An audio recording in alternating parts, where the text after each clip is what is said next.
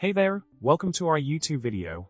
Today, we're diving into a common problem that many Windows users face when trying to set up Docker Desktop on their machines.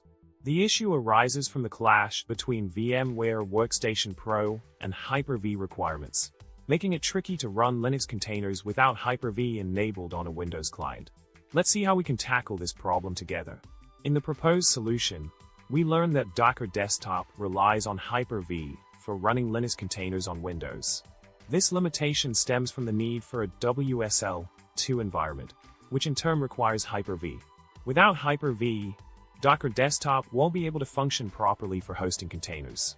We are left with a few options to work around this challenge. First off, you can opt to set up a Linux VM in VMware and install Docker within that environment.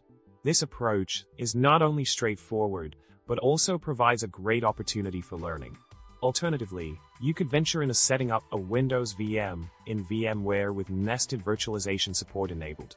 However, be prepared for potential performance issues due to the nature of virtualization layers involved. To summarize, resolving the compatibility dilemma between VMware Workstation Pro and Docker Desktop without Hyper-V requires some creative workarounds. By setting up a Linux VM or enabling nested virtualization in a Windows VM, you can still leverage Docker for your container needs. Remember, in the world of tech, there's always a solution waiting to be discovered. Thanks for tuning in, and don't forget to subscribe, like, and drop a witty comment below.